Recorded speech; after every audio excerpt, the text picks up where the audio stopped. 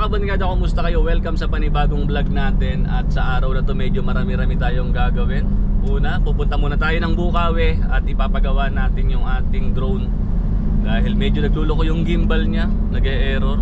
Pagka nagpapalipad tayo ng drone, medyo makinig yung video niya. Nakakahilo panoorin. Kaya ayun, papagawa muna natin yung drone. Tapos buti na lang may nakita tayo na taga Bukawi na malapit lang. Eh, kung yun sa mga Manila pa or going south, medyo mahirapan tayo dahil nga sa taas ng gasolina ngayon. Kagabi huling karga natin ay 82. Ngayon nagtaas na ng 15 ata or 20 ganun ng presyo. So aabot na ng 100 pesos per liter yung diesel natin.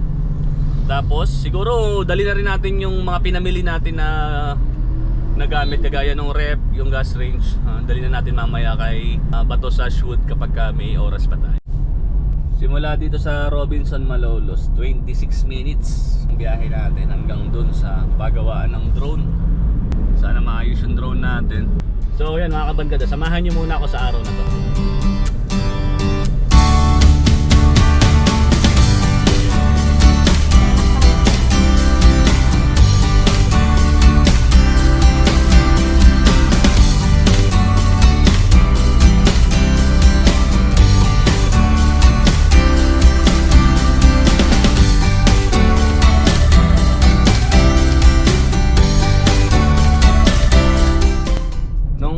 Way back mga 2008 yan, araw-araw kong dinadaanan tong tuktukan or giginto dito papuntang Balagtas. Halos araw-araw na dito tayo dumadaan dahil yung trabaho natin dati bilang dicer ay dito yun sa may tuktukan.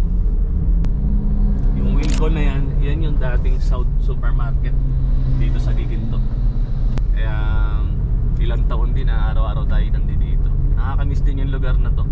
Tapos yung tulay na yan, yung bahay na yon, dyan kami kumakain. Ngayon sira na, wala na dun. Ang madalas kong orderin dun, Lucky Me Pancit Canton, tapos isang fried egg, tapos isang rice. Yun. Ganun yung buhay natin, mga 2008, nung dicer pa tayo. At doon rin kami nagkakilala ni Pokmaru. Ni Pokmaru, supervisor ko dati sa South. Tapos hanggang sa yun, nalilipat ako ng Malolos, nagro-roving. Hawak natin lahat ng lahat ng Mercury Drugstore sa Bulacan, yun. Hawak natin yun. Hanggang Sapang Palay, Sampol, yan, nakakarating tayo. Tapos yun, madalas ako sa may Kawayan, sa may Manhakan, sa highway. Yun, doon tayo duty bilang dicer sa MDC. Andito na tayo ngayon sa Balagtas, yan. Medyo traffic lang, 25 minutes kasi kanina 28 lang, ngayon naging 25. Nasa Bukawi na rin tayo. Napaka-traffic dun sa Balagtas, ginagawa pala yung kalsada. Dito sa Shell Bukawi, tingnan natin kung magkano yung 101.60 yung diesel, 101.60. Grabe talaga, ang taas ng diesel kayo. Naisip ko lang kung patuloy na yung gera sa Middle East, yung Iran at Israel, gaano kaya kalaki epekto yung mangyayari sa atin. Dahil syempre alam naman nating lahat na halos lahat ng diesel nanggagaling sa sa Middle East. Yung mga pangunahing produkto natin ng petrolyo, lahat tataas sigurado. Pati yung gulay, bigas, mga pangunahing kailangan natin, mga basic needs kailangan, sigurado tataas yan. Pero syempre sana matapos na yung gera sa Middle East para kahit paano mag back to normal yung presyo ng petrolyo. Pero ang pinaka the best natin gawin, ayun, mag-pray tayo na matapos na yung gera at magtipid. Talagang tayo ngayon, maghihigpit tayo ng sinturon ngayon. Pero syempre sa kagaya nating mga negosyante na umaasa syempre sa mga customer na dumadayo pa sa atin, pumupunta para kumain, magkape, eh, siyempre apektado tayo talaga. Siyempre yung iba, lalo kung malayo pupuntahan, tapos alam nilang traffic, hindi na sila tutuloy. So yun guys, dito tayo sa sa Bukawi. At sa taas pala yung shop nung pagagawaan natin ng drone. Nahirapan lang tayo sa sa parking. Ang hirap ng parking dito. Ang daming nakapark na motor. Dito tayo sa Spot Gadget. DJI Drone Repair. Hanapin natin si Bro Alex. Ayun bro. Sir, pasok. Ayun. Actually mga kabadkada dito nagpagawa si John Pax. Ayan, si Bro Alex. Hello, bossing. Hello bro. Anong aking may paglilingkod? Ito lumalabas bro yung yung gimbal overload. Ano ba yung unit? DJI Air 3. Tapos bro, okay lang kaya na nilagyan ko ng langis yung itong gilid na yun. Yung langis sa Singer, ano bang makina? Kasi baka ako makuha dun eh. Actually, nasira yan eh. Yung utol ko lang gumawa sa remote. Nag-north loop kami, nasira siya, ayaw na mag-down. Pero nagawa naman niya, ang lang, yung kitang-kita yung unlike na kung ikaw gagawa. Oo. Diba? Uy, parang motor ang problema. Huwag naman sana.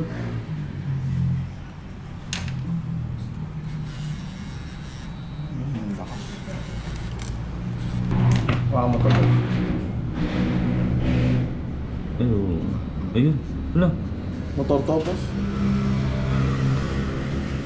Iiwan mo to. Iiwan ko yan. Iwan mo. Tapos, kasi ano to, po-program pa to eh. Hindi kasi ano to, bolt-on na pag silagay yung bagong pyesa, yun na. Pag kinabit to, again yung gimbal mo, hindi siya pantay, so kailangan pa natin ng program nito. Kaya pala hindi siya maayos din ng, di ba merong yung calibration? Calibration dito. Oo. Ito yan, dito sa settings. Hindi siya tumataas bro. Hindi siya tumataas. Oo, magle-left and right lang siya pero hindi siya tataas. Nag-crash na ba to? Bumagsak? Isang beses pero mababa lang. Pero nung bumagsak siya, okay pa naman. Nagamit Neto ko. lang nagloko. Oo, nito na lang. After, actually, nahinto ko sa vlog ng isang taon may git eh. Tapos nito lang ginamit ko. Okay. Naku, hindi ko pa nadala yung yung charger ko. Ayaw din mag-charge nun eh. Ito, na to eh. Aftermarket na to. May ilaw lang siya pero hindi siya nag-ano. Oo. Siguro pagbalik ko na lang. Sige siya. Libre ba to bro? Oo, sige. Kuha ka ng boss. Mag-ano man tayo, mag-candy. Ninenervous ako sa baka maging presyo nito. Baka parang bumili ng bago. Hindi naman. Hindi naman. Buti na lang ng Madalas kasi si John Pax sa coffee shop ko, sa buffet. Teka, napanood kita. Napanood kita eh. May malawak na Yung mga na apron. Oo, yun. Galing si John Pax dito. Napanood nga kita. Ikaw yung di ba yung magka-camper van din na Actually, din yan kay Bato Sasyon sa Pandit. Oo. Sineset up ko na si Big Bird. Ito na yung status ng artista ba natin. Ito na bro. Laki no? Oo. Ganda. Talagang pang yan sir.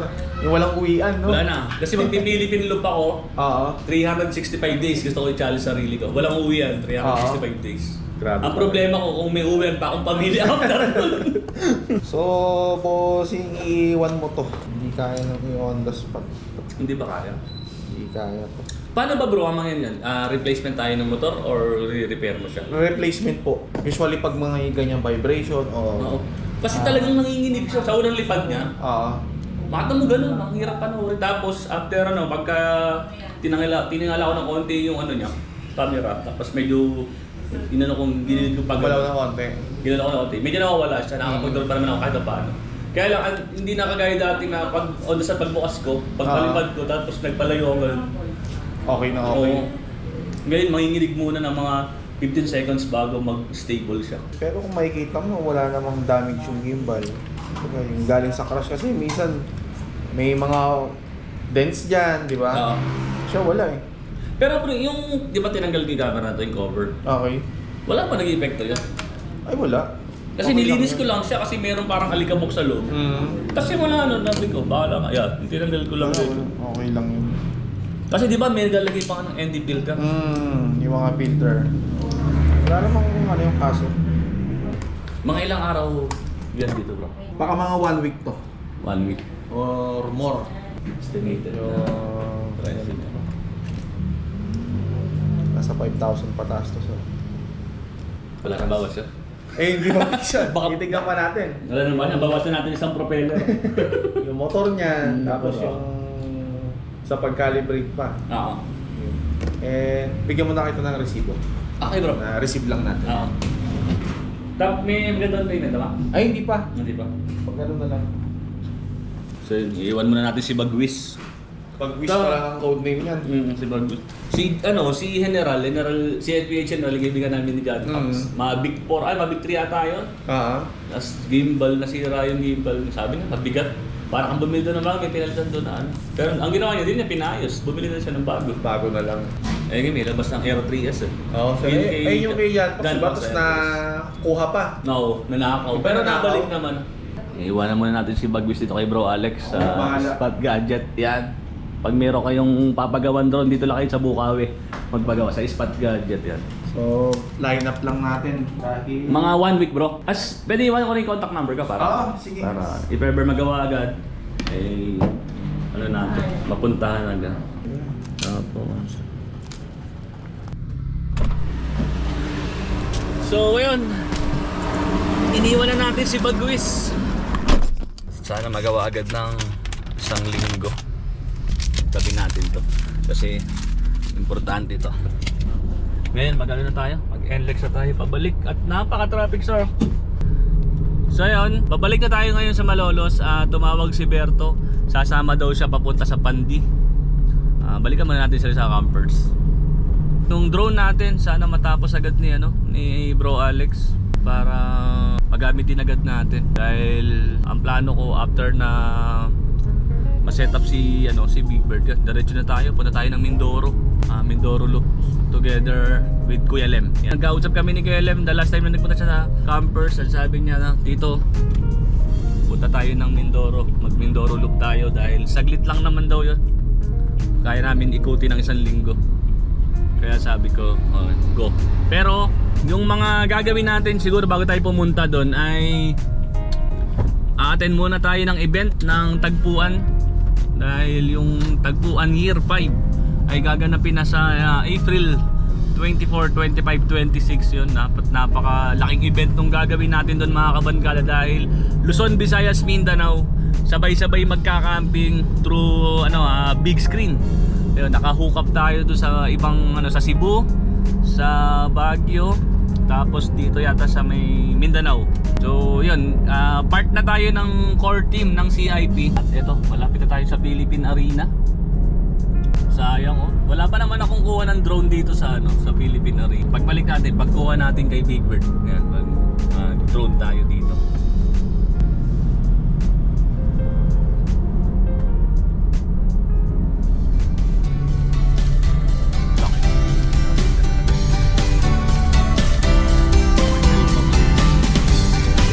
Ganda mo.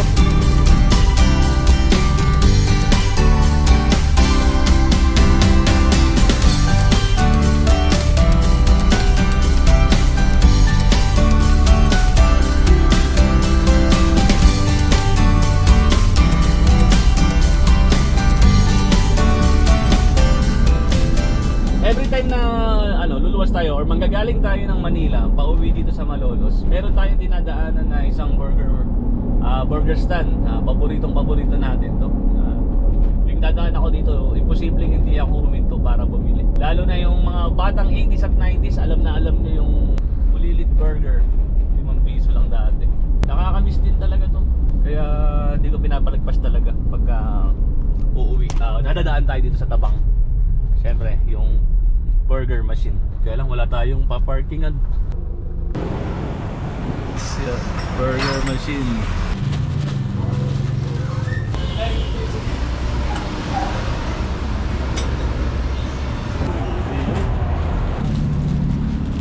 Sarap po. Nakakamiss.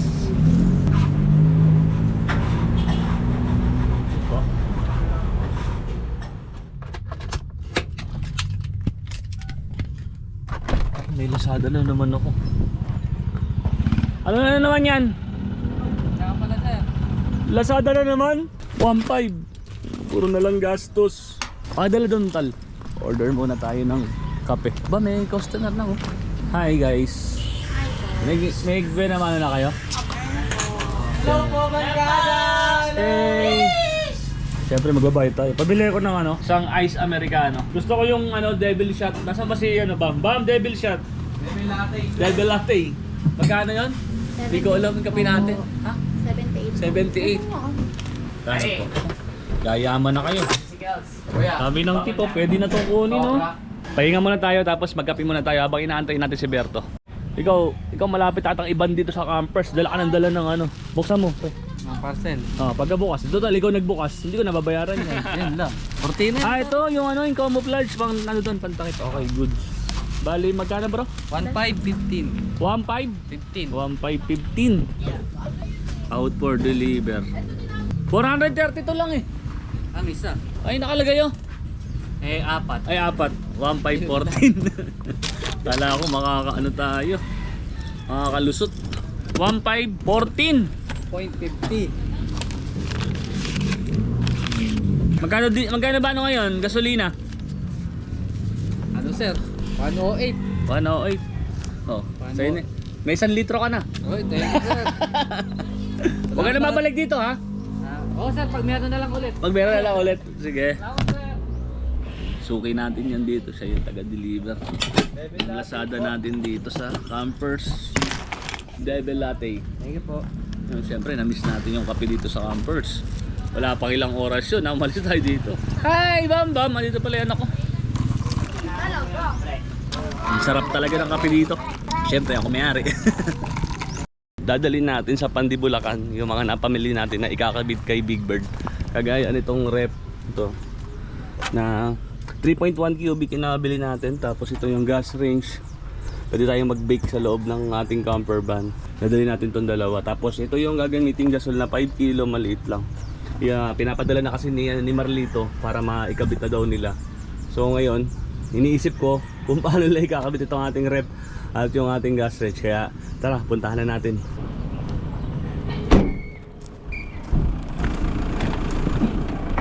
Yun.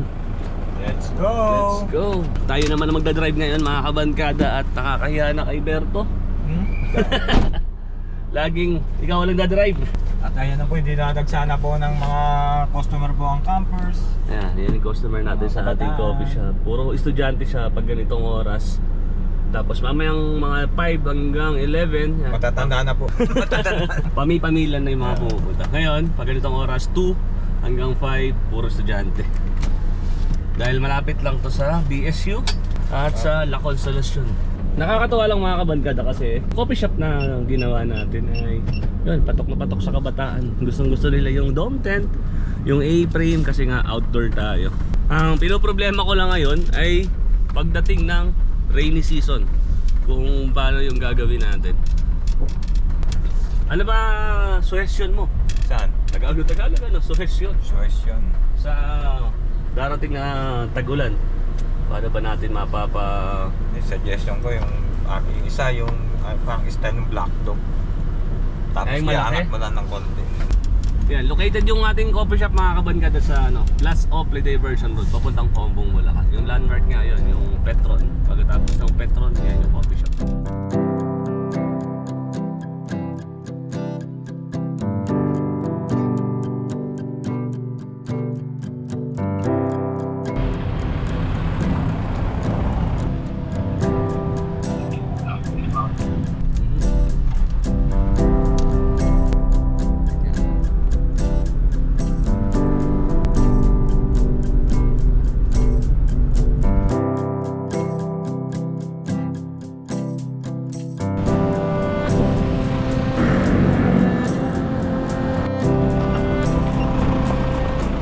Nahihirapan ka ba? Hindi, yung bata biglang tumawid doon sa likod ko. Kala ko nahihirapan eh. Patras kasi ginagawa natin mga kabankada para hindi tayo mahirapan lumiko kasi walang mamani-obrahan dito. So dito na tayo kay Marlito, tapos bababa na natin yung binal na rep saka gas range. Tapos tol, okay lang yung ano na to, gasol. 5 kilo. Ayan, sakto? Ayun. Ano na lang natin para di sa kumalaw. Basta mga kabankada kapag magpapagawa yung camper van, ayan lang oh. Yun oh, bato sa shoot. Sakto po. Sakto yan bro. Tapos ito yung isang ginagawa nila na old model na Volkswagen oh. Bro, ang ganda rin eh ito eh. Pag nangyari yan, Oo. Wooden talaga. Lahat palo China. Saka may mga ilaw din yan bro, ganito. Katulad dun sa'yo. ayun, ito Kasi yung ito, meron din yan ganito dito. yung ilaw natin. May takip pa yan. Kuha mo yung gustong-gusto kong gawin tol. Itong ganitong ilaw gusto ko talaga. Ganyan yan, para Galing. hindi mo siya mahalata. Oo. Meron din yung mga upuan yan, meron din yan dyan. Yun. Ganda nung flooring. Yan, ganyan din ang flooring mo. Sa pag-build ng camper van, yan, isa na si Marlito or si Bato Sashud sa mapapagkatiwalaan natin na magbi-build ng ganito. Kaya yung pera nyo hindi magiging aksayado o maaksaya pag dito kayo nagpagawa. Ito na yung update natin kay Big Bird. Mayroon na tayong sidings. Ayan. Tapos ito na yung pinili ko, ganito lang, white lang siya. Kasi ayoko na may mga design. Gusto ko plain white lang siya, wooden. Yun magiging design. Tapos ito yung nadagdag. Meron na tayo ditong cabinet. Yeah. Pulido yung pagkagagawa. O, tinan nyo. Laminated siya. Tapos yan. Tapos may pinto na lang tayo dito. Para may access tayo. In case of emergency. Ayan. Yung top. Oo. Para Sa tinimang plane. pag tinimang, parang walang gamit. Para matibay naman Bakal naman to. dalawang istro. Hindi, sa taas yan. Halos 80 lang yung magiging higaan natin. Pero cabinet naman yung patas kaya hindi naman mapapansin na yan. Hindi siya halata. Halata na rip lang. Sa gilid. Kasi nga, yung inano ni brother, yung kung sa higaan natin sa ilalim yan, napakataas, susuko na ako dun. Hindi, ito na yung pinakamaliit eh. Oo, yun na. Ito na yung Ah, pinakamaliit. dito na yan boss sana. 150. Eh kaya, konti naman. Buka na, oh. Saka, Isang ulo lechon nga belly bro. dito, ah. Isang ulo. Sa ulo. Isang ulo naman ako. Hindi, ang ano niya, 100 ano? 100 H. Oh. Yung battery niya. Alam ba kung 10 electric fan. Sa isang oras kaya niya pa ano niya.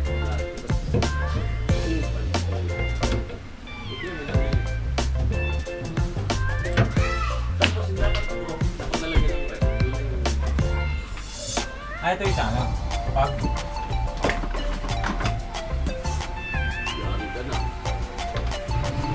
Kasi kailangan bago natin yung board. Ngayon, kung hindi mo, pwede mong hindi ba approvean yun, nasa loob ng zero yun.